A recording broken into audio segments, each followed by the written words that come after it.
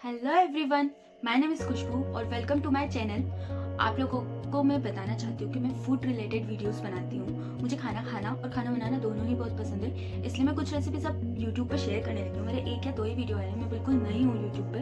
और आज मैंने बनाए थे हक्का नूडल्स। तो पहले हक्का नूडल्स बनाने से पहले मेरे मन में एक सवाल आया कि दूसरे नूडल्स जो नॉर्मल नूडल्स हम खाते हैं उसमें और हक्का नूडल्स में फ़र्क क्या है। तो यही जानने के लिए मैंने थोड़ी सी रिसर्च की। रिसर्च करने पे मुझे मेरे पहले 3 सवालों का जवाब तो अच्छे से मिल गया, बाकी मुझे इतना जानना भी नहीं था। खाने से मतलब है नहीं, ऐसा नहीं है, आपको जानना भी चाहिए कि क्या होता है। तो मेरा पहला सवाल ये था कि हक्का नूडल्स और नॉर्मल नूडल्स में फ़र्क क्या है। दोनों दिखते तो सेम ही है, एक लंबे लंबे ऐसे आते हैं और एक बिल्कुल चिपके हुए आते हैं। इसके अलावा क्या फ़र्क है, तो मुझे ये पता चला कि जो हक्का नूडल्स होते हैं वो राइस और व्हीट फ्लावर से बनते हैं, और जो दूसरा होता है नूडल्स, जो बाकी के नॉर्मल नूडल्स होते हैं, वो मैदे से भी बनते हैं और दूसरे फ्लावर से भी बन सकते हैं। तो पहले मैंने उठाया अपना नूडल्स का पैकेट, इस पर मैंने देखा कि क्या ये व्हीट या राइस के हैं। तो हाँ, तो ये है मेरे नूडल्स का पैकेट जो मैंने मंगवाया था।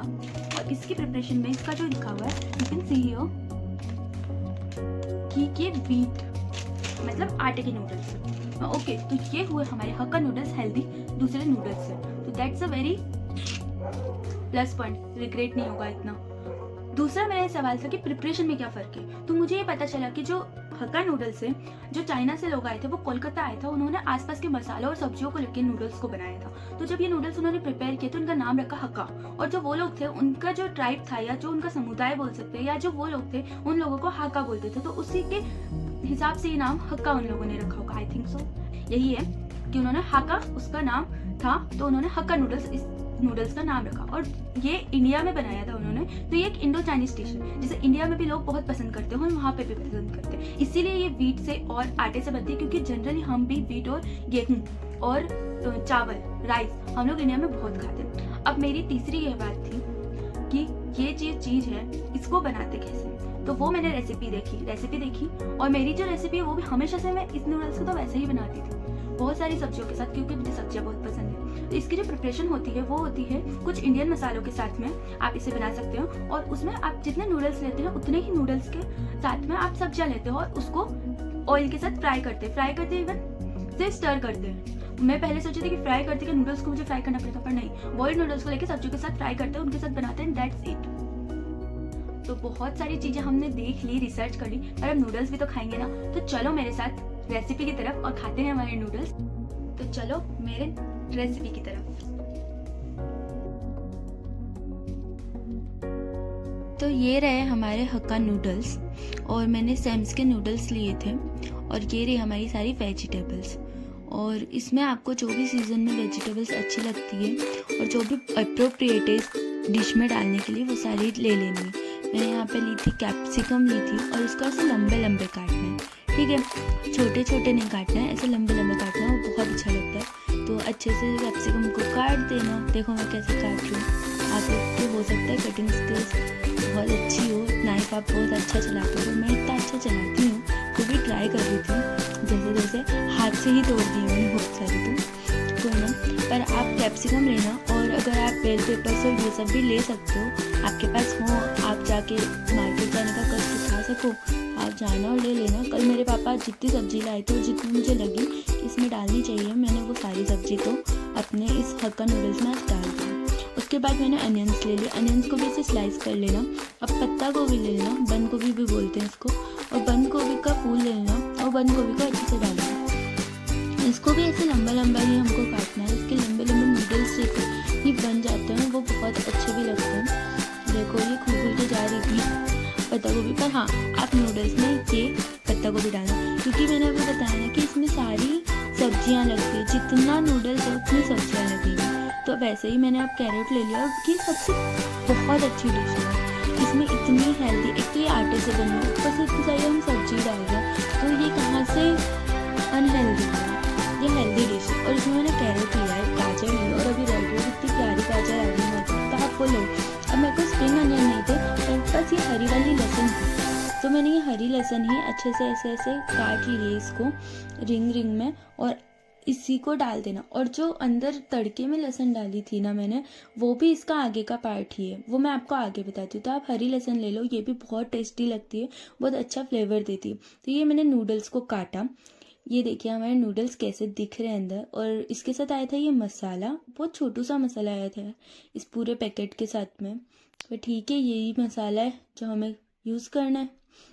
मैंने चढ़ा दी अपना पानी गैस पे और उसमें डाल दिए नूडल्स। एक गलती यहाँ पे हो गई कि मैंने पानी इतना बॉईल नहीं होने दिया, आप थोड़ा ज़्यादा बॉईल होने देना। उसके अंदर डालना नमक और उसको बॉईल करने चढ़ा दो अपने नूडल्स को। अब उनको छोड़ दो और नई पैन रख लेना।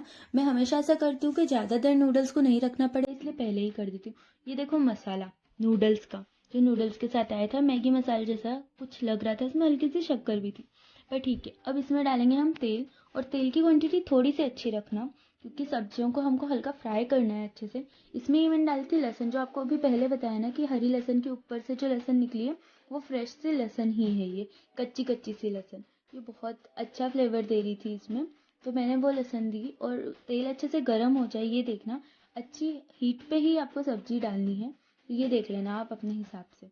ये लहसुन देखो हल्की हल्की ब्राउन होना शुरू हो गई थी। अब इसके अंदर मैंने अनियंस डाल दिए थे।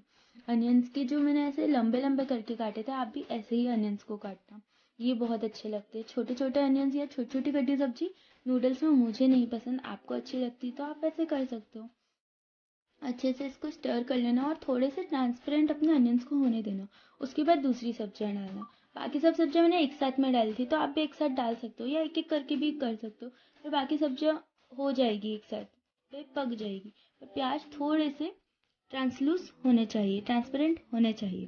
तो आप देखिए जैसे प्याज हो रहे हैं धीरे धीरे धीरे धीरे।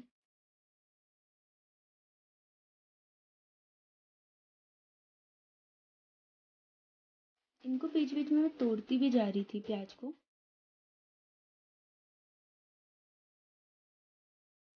दूसरी तरफ हमारे नूडल्स पक के तैयार हो गए। मैंने इसको गैस से हटा दिया है और अपना जो गैस है ना वो भी चेंज कर दिया है। अब और ज़्यादा अच्छी हीट पे ये प्याज फटाफट पकेंगे।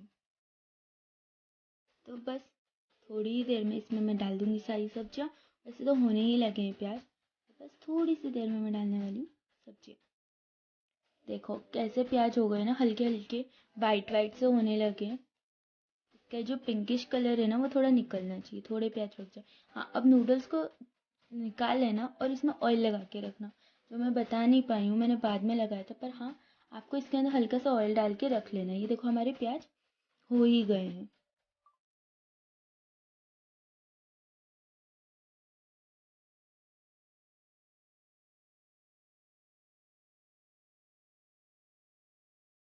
ये मैंने प्याज चेक कर लिया है।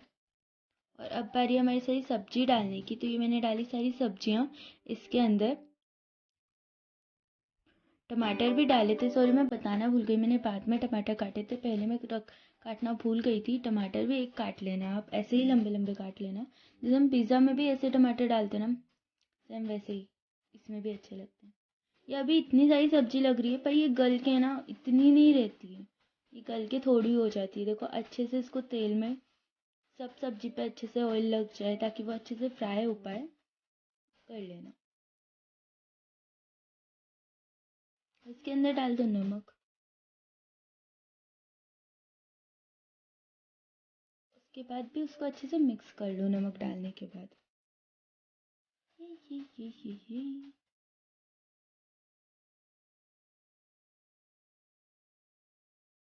अच्छे से स्टर करने के बाद मैंने इसमें मैगी मसाला डाला था, क्योंकि मुझे वो मसाला बहुत कम लग रहा था, और थोड़ी सी रेड चिली। मैगी मसाले में सारे ही इंडियन मसाले आ जाते हैं, तो मैगी मसाला डाल दिया। ये देखो ये मसाला बहुत ही कम था, तो इसके भरोसे तो मैं रह नहीं सकती थी। अब इसको अच्छे से मिक्स कर लो सारी सब्जियों को। पर हाँ इसमें है ना हल्की सी शक्कर थी, शायद मैगी मसाले में तो आती ही है, पर इस मसाले में भी शक्कर थी।